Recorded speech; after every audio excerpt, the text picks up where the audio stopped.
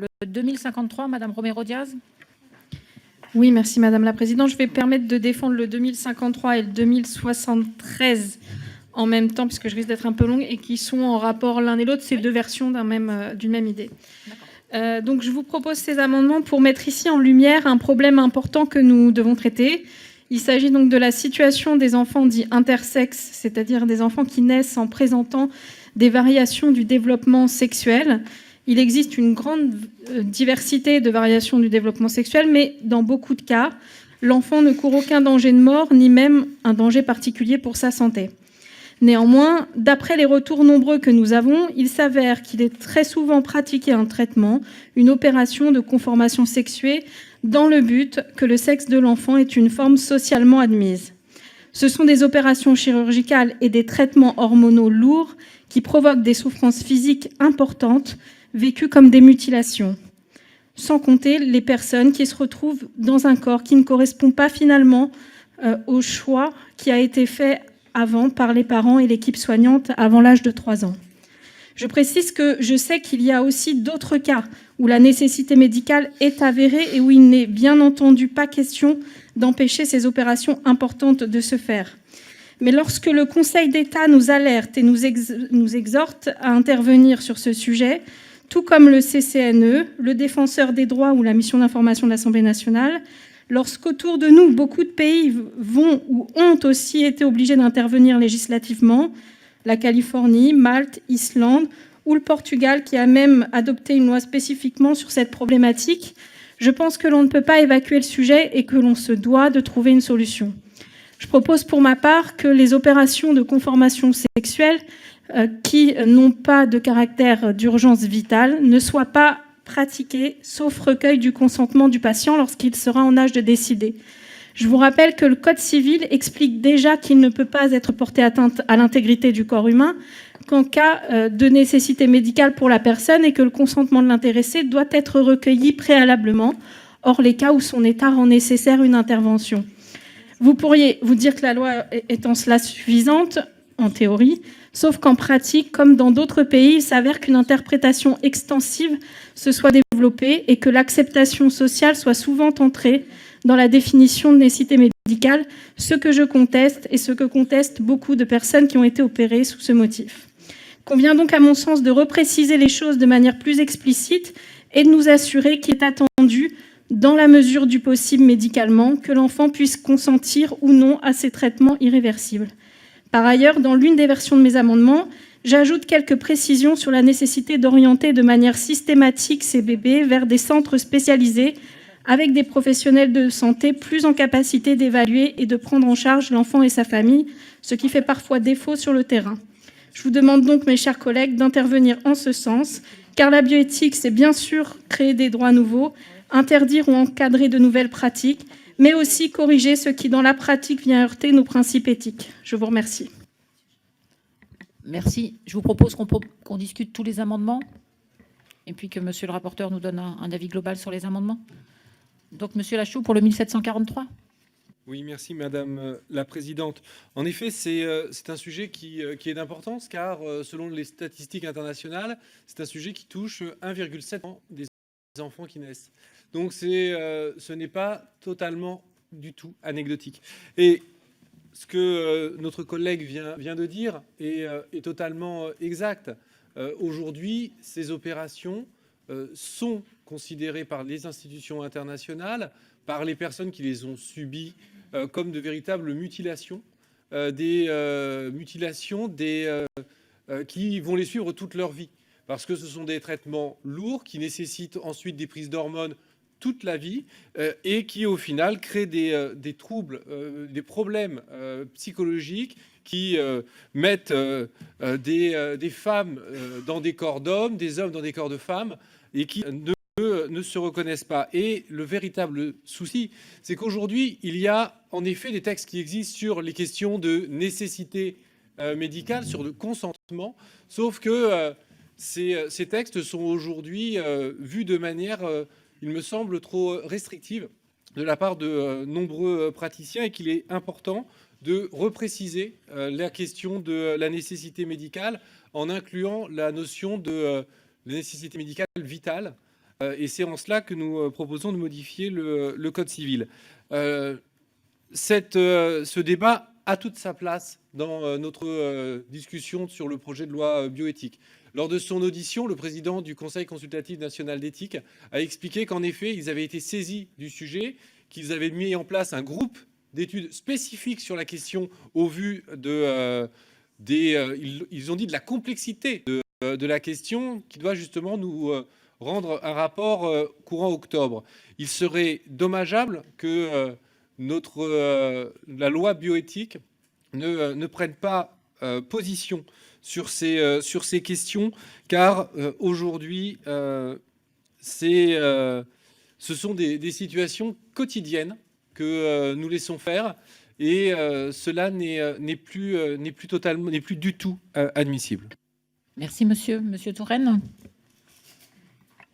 Oui, il s'agit d'un amendement comparable qui, en effet, traite de ces enfants présentant des variations du développement sexuel, autrement appelés intersexes, pour lesquels il y a une pluralité de pathologies.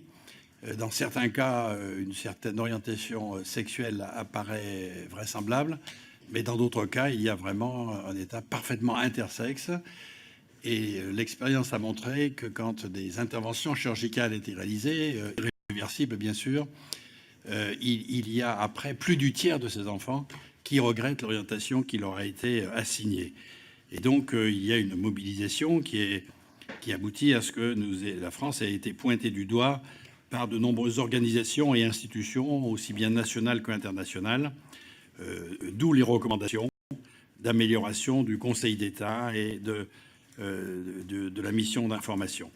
Donc la proposition est effectivement, en dehors des cas qui peuvent être résolus relativement simplement en adressant les enfants dans les centres spécialisés qui dépendent de ceux qui sont habilités à statuer spécifiquement sur ces questions, avec des équipes pluridisciplinaires, médecins, chirurgiens, psychologues, etc. En dehors de cela, pour les cas les plus difficiles, il est suggéré de ne faire aucune intervention irréversible tant que l'enfant ne peut pas exprimer un point de vue. Ce n'est évidemment pas à la majorité, ni même à la puberté. L'âge qui est indiqué par la plupart des spécialistes se situe, en fonction du niveau de maturité des enfants, entre 7 et 9 ans. Donc voilà la proposition qui, à peu près dans l'ensemble de ces amendements, est formulée, permettant d'éviter de nombreux drames du fait de l'entraînement dans une orientation irréversible qui ensuite va être regrettée par les enfants. Merci, Madame Van Sonnebroek-Mialon. Ça va être Monsieur Gérard, mais qui est co-signataire. Je vais défendre. Je vais défendre les deux en même temps. Je suis ravi qu'on ait cette discussion ce soir parce que c'est un sujet qui me tient particulièrement à cœur. Et Madame la Ministre, vous aviez dans votre intervention lundi soir un peu anticipé cette discussion. Je dois dire qu'au cours des 6 derniers mois, j'ai rencontré la plupart des équipes médicales. J'ai rencontré des associations, des juristes, des psychologues, des sociologues, des universitaires pour essayer de comprendre ce sujet dans toute sa complexité. Et après ces multiples auditions, je ne suis encore pas complètement certain de tout bien cerner. Je ne reviendrai pas sur tout ce qui a été dit par mes collègues au démarrage de cette discussion. Simplement, aujourd'hui, oui, il existe un cadre légal, c'est certain. Oui, nous avons, en tout cas, j'ai personnellement des vraies interrogations sur l'interprétation qui peut être faite de ce cadre légal. J'ai aussi de vraies interrogations sur la manière dont aujourd'hui les équipes pluridisciplinaires sont véritablement pluridisciplinaires, comment les centres de référence organisent leurs réunions mensuelles, parce que j'ai vérifié, ces réunions mensuelles ont bien lieu, mais il semblerait qu'au moment de la réunion, un certain nombre d'interventions aient déjà eu lieu, alors même qu'elles n'ont pas été débattues dans ces réunions interétablissements. Donc ça, ce sont des questions sur lesquelles on a bien de la peine à trouver des réponses. Et je crois qu'aujourd'hui, le vrai sujet, c'est à la fois un sujet de société et d'éthique. C'est doit-on absolument choisir de mettre des enfants dans un sexe ou dans l'autre ?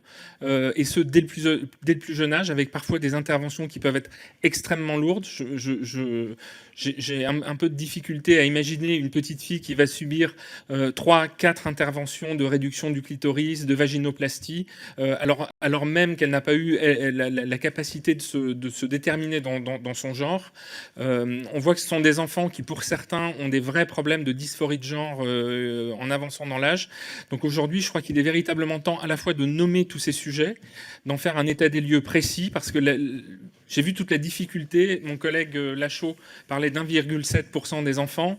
J'ai eu à peu près toutes les versions. J'ai eu 1 pour 1000, 2 pour 1000, 4 pour 1000. Ça montre bien à quel point on est en difficulté de définir le sujet et d'en saisir toute la difficulté. Donc je crois qu'on a un vrai sujet de société. On ne peut plus faire l'économie de ce débat. Enfin, j'ai porté au cours de ce débat un certain nombre de sujets sur les personnes trans, et j'aurai l'occasion d'y revenir, sur les enfants intersexes, parce qu'aujourd'hui, à force de, en permanence, maintenir ces personnes à la marge de la loi, de se dire que ce sont des cas trop particuliers pour les mettre dans un cadre légal général, on finit par les oublier. Et si aujourd'hui les enfants et les personnes intersexes sont dans cette situation d'être complètement niés et par le milieu médical et par la société, c'est parce que le législateur ne va pas au bout de son travail quand il le fait. Donc j'aimerais qu'on puisse avancer sur cette question, sinon ce soir, au moins pendant la séance. Merci. Monsieur le rapporteur. Merci madame, merci madame la présidente. Donc je vais répondre aux différents collègues qui se sont exprimés. Donc s'agissant de cet amendement, enfin, des différents amendements qu'on l'on a vus, ayant trait à ce que l'on peut appeler des actes dits de conformation ou d'assignation sexuée.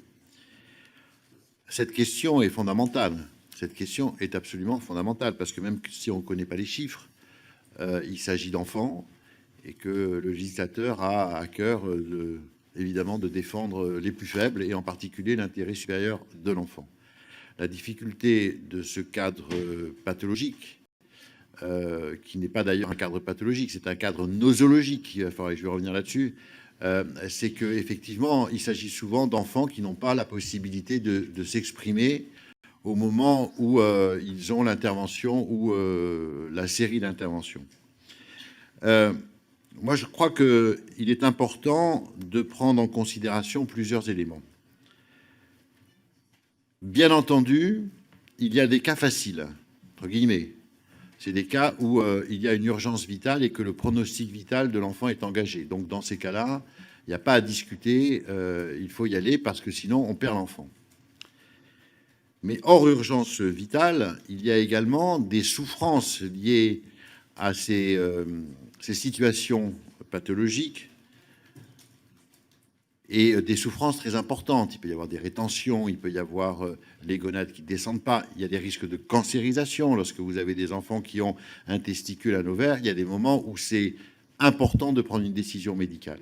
Et puis, il y a tout un tas de cas où il n'y a pas d'urgence et qu'il faudrait réfléchir. Donc, moi, j'appelle l'attention de tous mes collègues de passer par plusieurs étapes, rapidement, mais par plusieurs étapes. La première étape, c'est de démembrer ce cadre nosologique extrêmement compliqué et de comprendre comment sont pris en charge ces patients en fonction de ces différentes catégories de cas. Et je pense que quand on commence à travailler là-dessus, et je pense que M. Gérard a eu l'argumentation pour dire qu'il faut passer du temps à comprendre et pas forcément laisser les sachants décider. Donc il faut que la représentation nationale se saisisse de ces cas et que, comme vous avez dit, mon cher collègue, après 6 mois d'audition importante, eh bien, vous n'avez pas encore, et c'est normal, vous n'avez pas encore voilà, défini le périmètre. Et vous avez travaillé 6 mois. Donc je crois qu'il est très important de prendre, pas le temps, parce qu'il n'est pas question du temps, parce que tous les jours, il y a des gamins que l'on opère, etc. Donc il faut se dépêcher. Mais actuellement, je pense qu'on n'est pas dans une situation de pouvoir légiférer de façon sereine. Il faut discuter, il faut qu'il y ait une mission d'information, il faut qu'on se mette en contact avec les professionnels, il faut que l'on ait très rapidement, dans les 6 mois, des préconisations et éventuellement que l'on soumette ces préconisations au gouvernement, soit pour faire une loi, soit pour faire une PPL. Mais je crois qu'il est très important de passer par cette étape d'étude.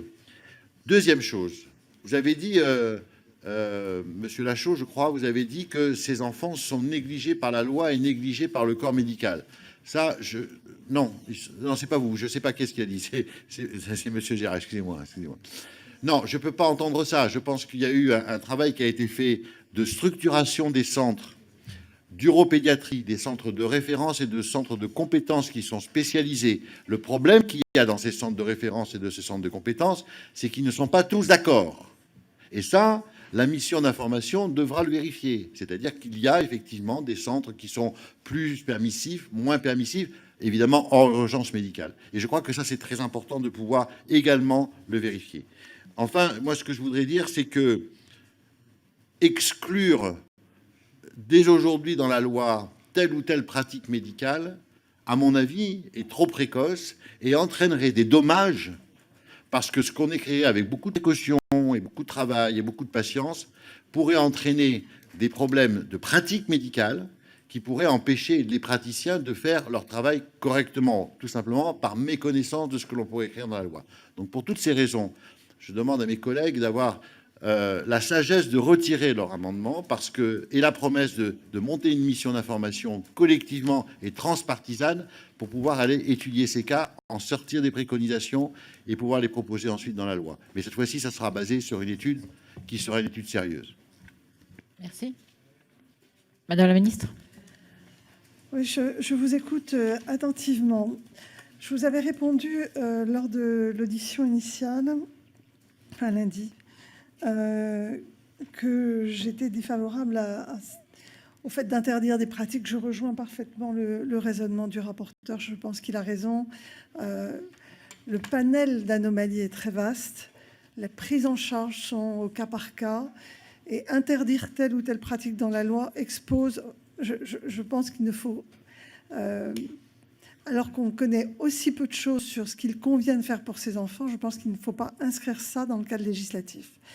Par contre, et je crois que c'est très difficile dans le cadre législatif de définir ce qui a une finalité médicale ou ce qui n'en a pas. Et tout ce qui est de toute façon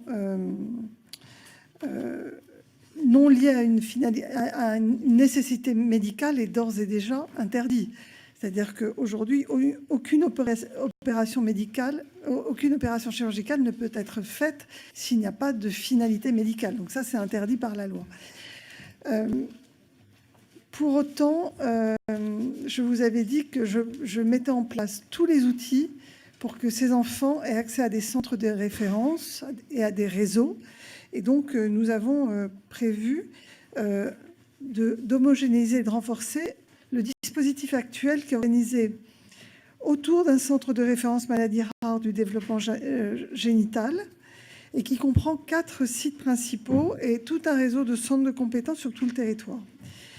Et je souhaite que tous les enfants aient recours à ce centre, c'est-à-dire qu'ils bénéficient d'une prise en charge par des équipes spécialisées. J'avais prévu qu'il y ait un avis du CCNE avant d'élaborer ce projet d'arrêté. Mais en vous entendant, je pense qu'il est important de cranter au niveau de la loi quelque chose qui signifie qu'il y a un sujet. C'est-à-dire qu'il y a des vraies souffrances, que les choses ne sont pas suffisamment encadrées et que vous avez fait tous un énorme travail d'audition que je salue, qui m'a permis d'être interpellée d'ailleurs. Je pense que j'avais moins cette interpellation avant ce texte de loi sur ce sujet. Et donc, je trouverais ça bien qu'on trouve une accroche, à mon avis, parmi les amendements sur lequel je souhaiterais qu'on retravaille. Mais ce qui me paraît le plus proche de ce qu'on pourrait faire, c'est celui de Guillaume Gouffier-Cha, qui dit « Sauf urgence vitale, aucun traitement ou acte médical visant à altérer les caractéristiques sexuelles primaires ou secondaires d'une personne ne peut être pratiqué sans qu'ait été préalablement consultée l'équipe pluridisciplinaire d'un établissement de santé figurant sur la liste mentionnée à l'article L. 1151-1 ». Je vous propose de partir sur cette base, l'idée qu'un enfant qui a ce type d'anomalie doit bénéficier d'une prise en charge pluriprofessionnelle et par des centres de référence. Je vous propose qu'on le réécrive pour la séance. L'idée, c'est vraiment de cranter que vous vous êtes préoccupé du sujet, que c'est un sujet de préoccupation nationale, que vous l'avez bien identifié et qu'il nécessite une prise en charge de meilleure qualité. Mais ne mettons pas au niveau législatif ce qui est permis ou pas permis pour un médecin. Là, je crois vraiment qu'on prendrait d'énormes risques. Je suis totalement d'accord avec Jean-François Eliaou. Donc, je peux vous proposer de travailler avec ceux qui ont vraiment travaillé ces articles, et notamment M. Gouffier-Cha, enfin tous ceux qui ont participé. Voilà. Je pense à tous ceux qui ont pris la parole. Monsieur Gérard, c'est vous qui avez pris la parole aussi. Et qu'on se mette d'accord sur un amendement qui corresponde à l'esprit de tous les groupes qui ont travaillé sur le sujet. Monsieur Lachaud, si vous avez pris la parole, excusez-moi. Merci, Madame Moi Romero-Diaz. aussi, Madame la rapporteure, excusez-moi. Non, Et mais monsieur- voilà, et monsieur j'étais en Touraine train aussi. Parce que, en fait, en vous écoutant, je réfléchissais et je pense que c'est important de le cranter. Merci. Madame Romero-Diaz. Oui, je salue vraiment l'avancée que propose la ministre. Et donc, je retire mon amendement au profit d'une nouvelle rédaction pour l'hémicycle. Merci. Merci. Monsieur Gérard. Merci Madame la Présidente. Merci beaucoup Madame la Ministre de tendre, parce que c'était un peu un appel au secours et des personnes concernées et de tous mes collègues et de moi-même qui avons travaillé sur le sujet. Donc je vais retirer mon amendement et celui de Madame Vansenbroek-Mialon, Merci. dont j'étais co-signataire. Merci. Monsieur Lachaud. Merci Madame la Ministre de cette réponse, de cette prise en compte. Donc nous serons ravis de travailler avec vous sur une rédaction d'amendements en ce sens. Néanmoins, je vais maintenir l'amendement pour plusieurs raisons. Tout d'abord, je ne vois pas pourquoi sur ce point-là, plus que sur d'autres, ou moins que sur d'autres, l'avis de la mission d'information de notre collègue Touraine serait défaillant. Deuxième raison, mon amendement, l'amendement de notre groupe, ne vise pas à interdire telle ou telle pratique.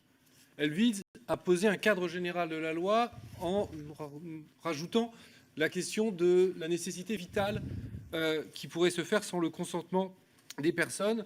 Et donc, dans ce cas-là, je ne vois pas en quoi elle pose problème. Au contraire, elle garantit un droit qui existe déjà, celui de l'intégrité du corps.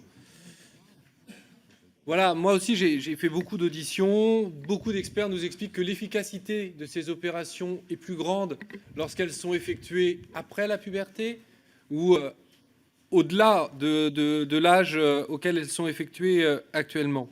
Donc je pense qu'il est important de légiférer, donc je vais maintenir l'amendement. Je suis d'accord pour travailler sur un amendement plus collectif et plus transpartisan pour la CGM. J'aimerais, Madame la Ministre, que vous puissiez nous indiquer, vu que vous avez accès aux statistiques de vos services, quels sont aujourd'hui le nombre d'interventions qui sont liées à ces variations et qui sont effectuées tous les ans dans notre pays. Merci. Bertha. Oui, merci Madame la Présidente. Oui, je sais comprendre ce que j'entends, mais je voudrais simplement faire une alerte, puisqu'il se fait que dans une de mes activités du passé, j'ai travaillé dans ce domaine-là, en tout cas sur les problèmes de détermination des différenciations du sexe. Je voudrais alerter de la complexité, comme l'a souligné Madame la Ministre, que chaque cas est un cas individuel. Il y a des anomalies qui sont des anomalies liées à la détermination du sexe, c'est-à-dire qu'il y a discordance entre la structure génétique de l'enfant et la gonade qui se met en place. Et cette gonade, elle peut être très complexe, elle peut être mixte, moitié ovarienne, moitié testiculaire, on appelle ça les ovotestis. Il peut y avoir des gonades différentes de chaque côté. On peut avoir des enfants, des garçons XX, hermaphrodites, très complexes. On a aussi des petites filles XY. Si par exemple vous n'intervenez pas immédiatement sur une petite fille XY, si vous ne lui enlevez pas ses reliquats gonadiques, elle déclenchera un gonodablostome assez rapidement, donc il faut agir très vite. On a vraiment donc, on a aussi bien sûr toutes les situations mosaïques qui sont aussi d'une autre complexité. Donc, faire vraiment attention de quoi on parle, parce que après, il y a d'autres types d'anomalies qui sont celles qu'on appelle de la différenciation du sexe. Donc là, on n'est plus dans les cas d'hermaphrodisme, mais de ce qu'on appelle de pseudo-hermaphrodisme, qui sont des problèmes de résistance aux androgènes, de non-action aux androgènes. On va retrouver des garçons avec des testicules qui sont effectivement bloqués dans des cornes utérines. Là aussi, je pense qu'il est quand même important de faire quelque chose, parce que si on ne fait rien, eh bien, les testicules vont dégénérer, et ainsi que le tissu utérin, et il faut vite agir. Donc, simplement pour alerter, hein, c'est ce qu'on appelle le monde, vous l'appelez intersexe, dans le monde professionnel, on l'a toujours appelé ambiguïté sexuelle. Il y a eu un travail très important, et la France doit être fière de l'avoir fait dans les années 90, pour essayer effectivement d'organiser, de stratifier, de comprendre, d'avoir des essais moléculaires, d'avoir des essais endocrinologiques, etc., pour être au plus près de la bonne action à mener. C'est vraiment pas simple. Et il faut vraiment, vraiment se donner le temps de la réflexion, parce que j'ai peur qu'on amalgame un petit peu tout et n'importe quoi. Et c'est vraiment, ce monde-là, un monde très particulier. Merci, Monsieur Chiche. Oui, merci, Madame la Présidente.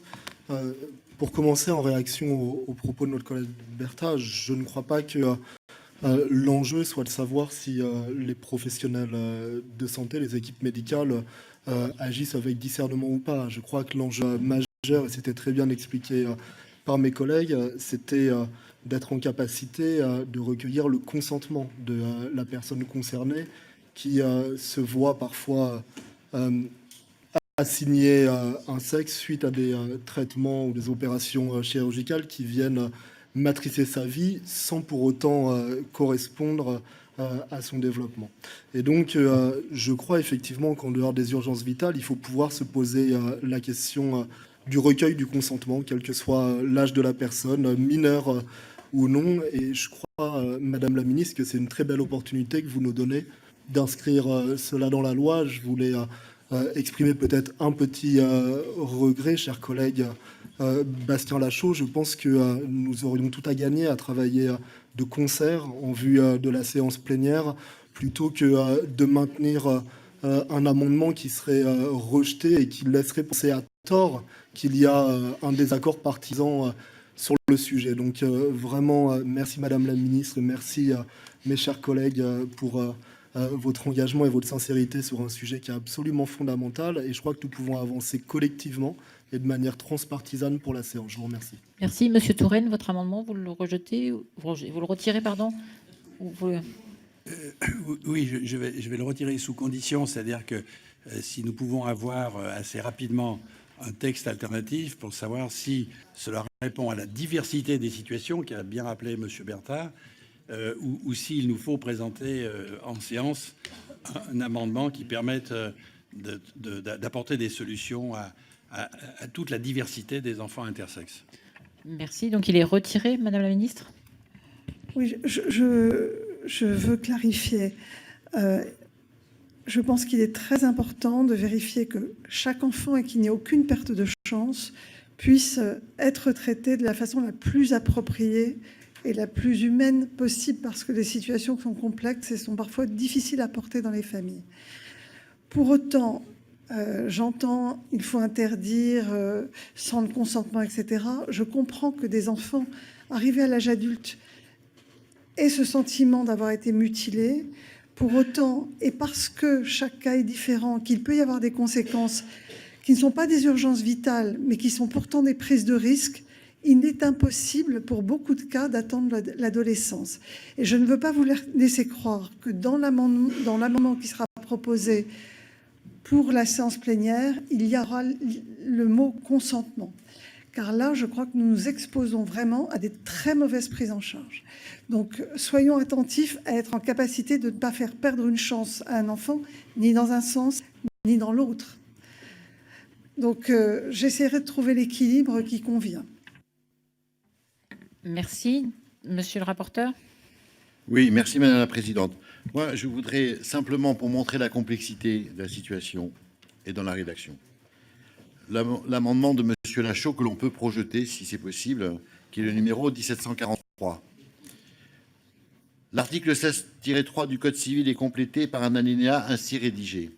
Sont dépourvus de nécessité médicale et interdits sont dépourvus de nécessité médicale, hein, et interdit les actes de conformation sexuée visant à modifier les caractéristiques sexuelles primaires et secondaires d'une personne, sauf en cas d'urgence vitale ou de consentement personnellement exprimé par cette dernière, même mineure. Je donne un avis défavorable, tout simplement parce que ce n'est pas applicable. Pour l'amendement de M. Gouffier-Cha, qui n'est d'ailleurs pas là, donc il ne peut pas le défendre, mais ce n'est pas grave. Sauf urgence vitale, comme on l'a défini, immédiate, secondaire, à court terme, à moyen terme, aucun traitement ou acte médical visant à altérer les caractéristiques sexuelles primaires ou secondaires d'une personne ne peut être pratiqué sans qu'ait été préalablement consulté l'équipe pluridisciplinaire de l'établissement de santé figurant sur la liste. C'est pas que pour moi, c'est pas que la consultation, c'est la consultation, la prise en charge, l'accompagnement, l'intervention, le suivi, etc., etc. C'est pas simplement la consultation, parce qu'au cours d'une consultation, on ne peut pas forcément démembrer la complexité nosologique du cas. Donc c'est très compliqué, encore une fois, c'est très compliqué de pouvoir légiférer sans obérer les chances de l'enfant, parce que c'est ça qui nous intéresse, sans obérer les chances de l'enfant. Et il faut donner, comme a dit la ministre, toutes les chances à l'enfant. Voilà pourquoi je suis un peu perplexe quant à une rédaction équilibrée, mais nous ferons évidemment tout le travail pour y arriver. Donc, avis défavorable sur l'amendement de M. Lachaud, 1743. Oui, donc merci. Donc, on va récapituler tout ça. Le 2053, le 2073, le 1863, le 1966, le 1808 ont été retirés. Le 1743 a reçu un avis défavorable. Qui est pour ? Qui est contre? Il est rejeté. Le 893, le 1621, le 1861, le 1907 et le 1904 ne sont pas soutenus. Nous passons